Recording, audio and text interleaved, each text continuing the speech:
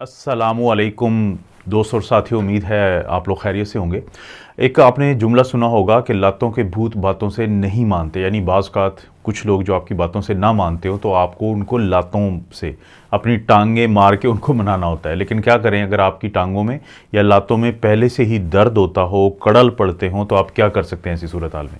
तो आज की इसकी वीडियो में हम बात करते हैं कि क्या वो वजूहात होती हैं और कैसे आप उनको ठीक कर सकते हैं अगर आपकी टांगों में दर्द रहता है और कड़ल पड़ते हैं, क्रैम्प्स होते हैं लेग में, ये जो टांगें होती हैं इनके अंदर। इसमें सबसे पहली जो वजह होती है वो बड़ी छोटी सी वजह है, लेकिन कम लोगों को की तवज्जो जाती है उसके ऊपर। वो होती है नमक की कमी, साल्ट की डेफिशिएंसी।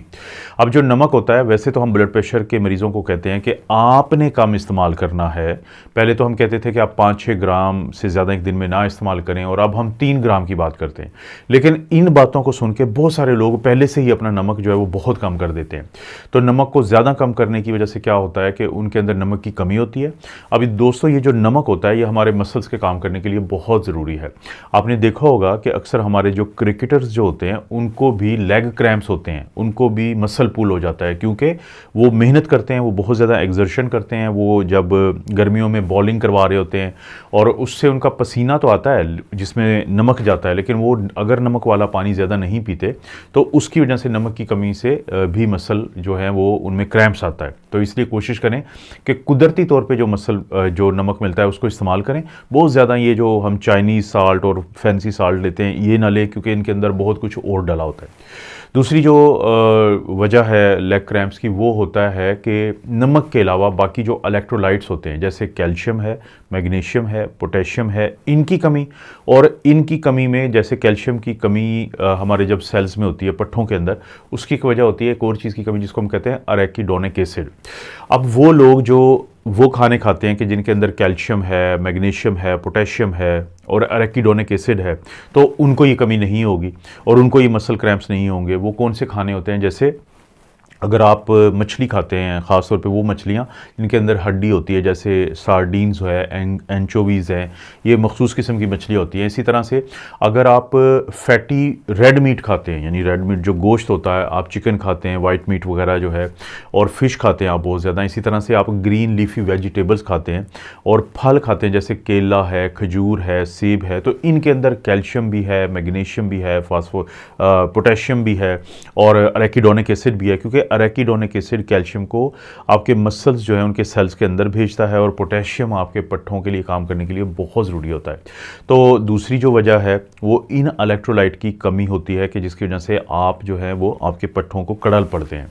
तीसरी वजह बड़ी एक आम सी है, बड़े कम लोग इस तरफ ध्यान देते हैं कि अगर आपका जो लाइफस्टाइल है उसमें आप बहुत ज़्यादा कोई एक्सरसाइज नहीं करते, डेली आपकी वॉक की रूटीन नहीं है, सेडेंट्री आपका लाइफस्टाइल है, और एक दिन आप जोश में आते हैं अपने दोस्त के साथ, आप हाइकिंग पे चले जाते हैं, आप जो है किसी पार्क में 2-3 चक्कर लगा लेते हैं जो कि बड़ा पार्क होता है, या आप कोई बहुत हैवी काम करते हैं तो आपके पट्ठों में दर्द होता है, तो आपकी टांगों के जो पट्ठे हैं उनमें भी कड़ल पड़ते हैं, उनमें भी क्रैम्प्स पड़ते हैं, क्योंकि पट्ठे जो होते हैं वो ऑक्सीजन को लेने के आदी नहीं होते इतने ज़्यादा, जिसकी वजह से लैक्टिक एसिड बनता है और वहाँ पर आपको कड़ल पड़ते हैं, आपको वहाँ पर खलियाँ पड़ती हैं, जिसको हम आम जुबान में ये कहते हैं।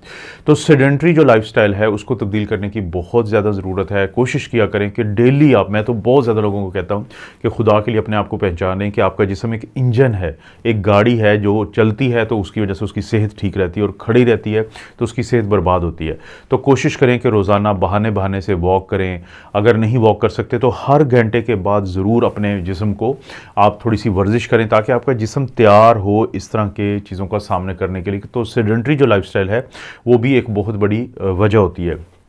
उसके बाद बारी आती है कि दवाई की। बहुत सारी दवाइयाँ ऐसी होती हैं जिनका हमें अंदाज़ा नहीं होता कि ये ख़ुद जो हैं ये हमारे पट्ठों में दर्द करती हैं, हमारी जो टांगें हैं उनमें दर्द की वजह बनती हैं, तो कड़ल पड़ते हैं। इन दवाइयों में जैसे मिसाल के तौर पे अगर हम स्टैटिन की बात करें, ये जो फ़ैट को कम करने वाली, कोलेस्ट्रॉल को कम करने वाली दवाइयाँ होती हैं, बड़ी मशहूर हैं ये। तो हम लोगों को दो ही तो बातें कहते हैं कि वो लोग जिनको हम कोलेस्ट्रॉल को कम करने वाली दवाई देते हैं स्टैटिन, जैसे अटोरवास्टैटिन है, सिमुवास्टैटिन है, पारवोस्टैटिन है, रोजुवास्टैटिन है, हम कहते हैं कि एक तो आपके पट्ठों में दर्द हो सकता है, तो ये बात ज़हन में रखते, इसे मायोसाइटिस कहते हैं कि पट्ठों की सोजिश हो सकती है। दूसरा ये है कि आपने कोशिश करनी है कि अपने जिगर का टेस्ट करवाएं, क्योंकि जिगर पे ही असरअंदाज होती हैं। इसी तरह से और भी बहुत सारी दवाइयाँ हैं, जैसे दर्दों की दवाइयाँ हैं जिसको एनसेड्स कहते हैं। इसी तरह से कैल्शियम चैनल ब्लॉकर्स होते हैं जो कैल्शियम के रिसेप्टर्स को ब्लॉक कर देते हैं। एम्लोडिपिन वगैरह है, नेफाइडिपिन वगैरह हैं, तो ये काम करती हैं, वो भी इस तरह का मसला करती हैं। फिर डिप्रेशन की जो दवाई देते हैं, एंटी डिप्रेशन, जिसको SSRIs कहते हैं, सेलेक्टिव सेरोटोनिन रीअपटेक इनहिबिटर्स, ये दवाइयाँ भी ये करते हैं। और तो और जो एलर्जी की हम दवाई अक्सर लोग मुसलसल खाते रहते हैं, सेट्रिजीन, तो वो भी ये काम करती हैं। तो मुख्तलिफ़ किस्म की जो दवाइयाँ होती हैं उनकी वजह से भी आपकी जो टांगें हैं, लाते हैं, उनमें भी कड़ल पड़ते हैं, तो इसका भी आपने ख्याल रखना है। उसके बाद अगर आपको चलते हुए एक टांग में दर्द हो, रात को दर्द हो और बैठे हुए बाज का दर्द हो और थोड़ा सोजन महसूस हो आपको अपनी टांग में, तो फिर हमारी जो खून की वो नालियाँ जो खून को जिस्म से वापस दिल की तरफ लेके जाती हैं, जिसको हम वेन कहते हैं, तो उनके अंदर क्लॉटिंग का मसला होता है कि जिसकी वजह से लोगों को ये दर्द होता है, पट्ठों का दर्द महसूस होता है, लेकिन वो गहराई में गहरा दर्द होता है। तो इसे हम कहते हैं डीप वेनस थ्रोम्बोसिस। तो ना सिर्फ ये कि वो दर्द होता है, बल्कि उसमें क्योंकि क्लॉट भी बनते हैं, तो वो जो क्लॉट होते हैं वो टूट के अगर आपके फेफड़ों में चले जाएं तो वहाँ पे पल्मोनरी एम्बोलिज्म नामी खतरनाक बीमारी कर सकते हैं। तो उसके लिए क्या करना है, परेशान नहीं होना, सिंपल ये करें कि अगर आपको इस तरह की सूरत हाल है तो अपने डॉक्टर से बात करें। वो आपको एक ख़ास किस्म का अल्ट्रासाउंड आपका करवाएंगे, जिसे Doppler ultrasound for leg veins कहते हैं। कि जिस टांग में आपकी दर्द है, जिस टांग में आपको लगता है कि भारीपन है, सोजन है, तो उसके लिए आप अल्ट्रासाउंड करवाएंगे। तो आपकी वो ये जो वेन्स होती हैं, डीप वेन्स जिनको हम कहते हैं, तो इनके अंदर अगर कोई क्लॉट पड़ा है, इनकी वजह से मसला है, तो वो पकड़ा जाएगा। आपको फिर दवाइयाँ देगा आपका डॉक्टर, और चांसेस यही हैं कि उन दवाइयों से, जो खून पतला करने वाली दवाई होती है और आपको ज़रूरत होती है ज़ाहिर है इस वक्त, तो उससे आपका मसला हल हो जाएगा। इसके अलावा एक और किस्म की खून की नालियाँ होती हैं जिनको हम कहते हैं आर्टरीज़, जो खून को दिल से पूरे जिस्म की तरफ लेके जाती हैं। तो वो आर्टरीज़ जो खून को आपकी टांगों की तरफ लेके आती हैं, अगर उनमें क्लॉट हो जाए तो उसकी, ये आमतौर पे शुगर के मरीज़ों में ज़्यादा होता रहता है, और वो लोग जो बहुत ज़्यादा सिगरेट पीते हैं तो उनमें ज़्यादा होता है। तो वो जो आर्टरीज़ होती हैं लेग्स की, उनमें जो क्लॉटिंग की वजह से भी आपको रात को भी बेचैनी रहती है। आपको हो सकता है एक या दोनों टांगों में भी दर्द रहे, और ख़ास तौर पर जब आप चलते फिरते हैं तो फिर आपको दर्द होता है।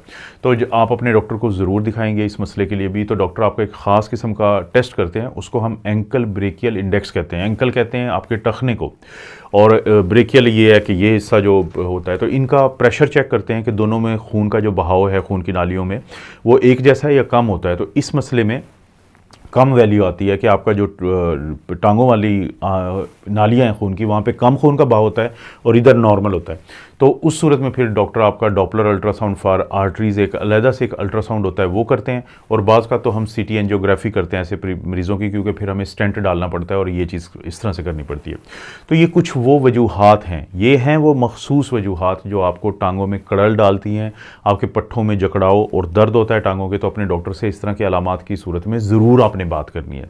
आपको पता है दोस्तों, इस चैनल पर इस तरह की वीडियोस मिलती रहती हैं। वीडियो को लाइक करें, चैनल को सब्सक्राइब करें। कोई भी वीडियो अच्छी लगती है तो दोस्तों रिश्तेदारों से शेयर करने के लिए नीचे ऑप्शन है, उसको ज़रूर इस्तेमाल करें। आप अपना और अपनी फैमिली का ख्याल रखें। अल्लाह ताला आपको और आपकी फैमिली को हर किस्म की बुराई, बीमारी और आजमाइश से महफूज रखें।